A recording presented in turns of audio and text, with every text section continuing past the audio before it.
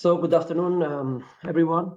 My name is Pavlos Fournogerakis, and I'm the Deputy Head of Programs in the SNS JU. And I'm also very happy to welcome you all in this second part of the webinar for the introduction of the SNS Call to projects. And before we go into the very exciting presentations of the projects that we have in Call 2 in this second part, I would also like to share a few, let's say, remarks, a few key messages that I believe are important for everyone.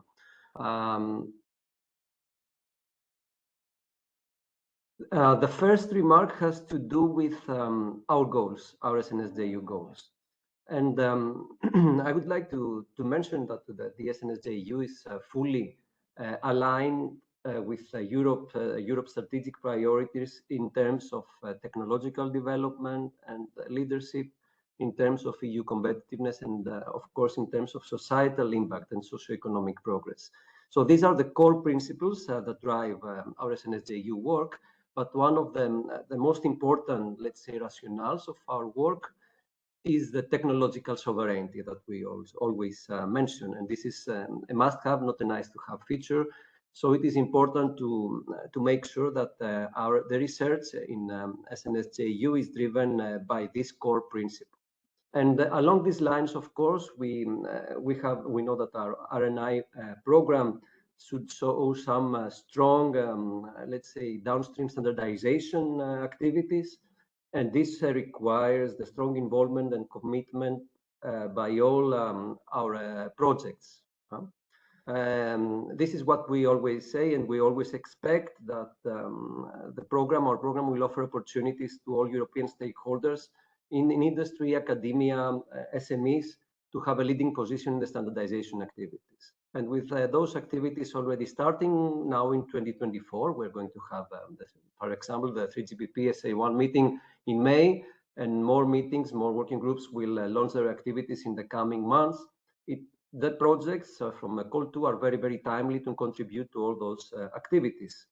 At the same time, with such a strong industrial focus that we have in SNS, we know that, and we expect that the implemented research and innovation will show some credible potential towards deployment afterwards, towards future take-up and commercialization, implementation of products and services by key players of the 60 European ecosystem. So Colin has presented the roadmap, so we see that we target to pre-commercial a full 60 system by 2030.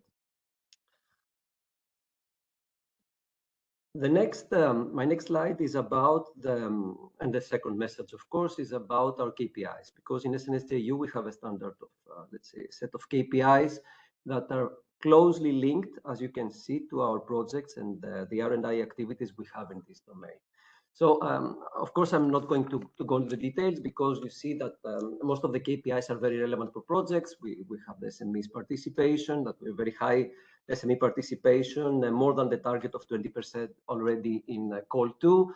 Of course, we expect that the projects will contribute to rapid diffusion or, I don't know, let's say scientific excellence with many dissemination activities, many publications, and so on and so forth.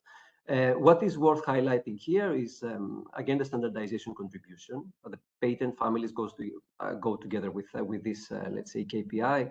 But also the fact that we expect projects to contribute to other, let's say, important KPIs like sustainability, low energy, security. So what we expect a smart network, but also a green network. And so it is important to take into account all these values, the policy priorities that I mentioned in my previous slide. Another good example could be the emergence of new EU actors in the supply chain.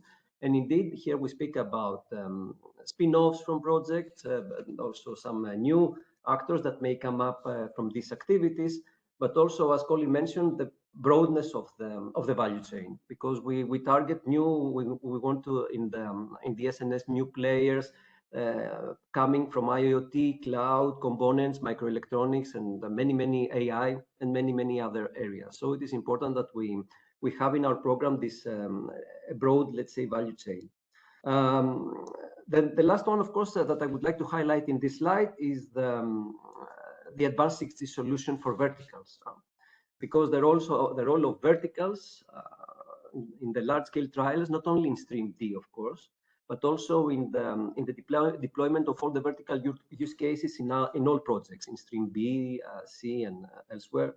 It is crucial not only to prepare the vertical users, of course, for the adoption of the new technology that we have researched in SNS, but also for the classical stakeholders that we have to get familiar with the characteristics of the new technology and the use cases, so that they can speed up deployment efforts when the technology reaches, let's say, maturity, the required maturity afterwards. Very quickly on the work program structure, and this is what you're going to see today. So we had the first part last week. Now we were going to see projects from the EU-US RNI cooperation, microelectronics-based solution, but also from Stream C, Stream D, and the CSA. This is the structure of the work program, and the call, of course, the projects follow this structure. The key message here is that we have a programmatic perspective. Colin mentioned also the collaboration about projects. So we have the right structures in SNS, working groups, steering board, technology boards, task forces, but also many other joint activities. And this is what we expect from Call 2 projects as well, to collaborate with Call 1 projects, but also with, let's say, future projects that will be launched next year.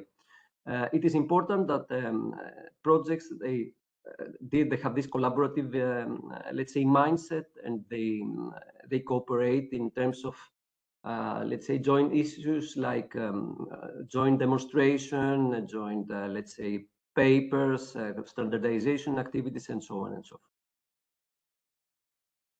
So before I give the floor to the projects, let me just very quickly on your main interface, the daily, let's say, interface that you will have with SNS JU. Currently, we have a portfolio of 63 active projects, and we have, let's say, a team of very well experienced and knowledgeable POs that will be here for the support of all the daily activities that you have. They can provide guidance for any issue that you may face during the project life cycle, and of course, they are here to assure that the project will be successful in terms of, let's say, your objectives, but also in terms of the promised impact that you may have. So today, we have colleagues. My colleague Claudio and Chiara will have the opportunity to introduce themselves. Last week, it was my colleague Odysseas and Marinos that introduced themselves also to the community. And of course, our colleague Oana, who is sick and sends her apologies, she cannot join today. But what I would like to say is that, again, we speak your language. We all speak your language. So we have the right expertise and knowledge to help you in any project issue. So with that, I would like to thank all the projects for their excellent collaboration at the gap phase, but also at in the first months of their life cycle, since most of them started 1st of January of this year. And I wish to all projects every success towards their objectives and our objective towards the EU leadership in the next generation network technologies and services. So with that, I will hand over back to you, Kostas. Thank you very much. Thank you so much, Pavlo.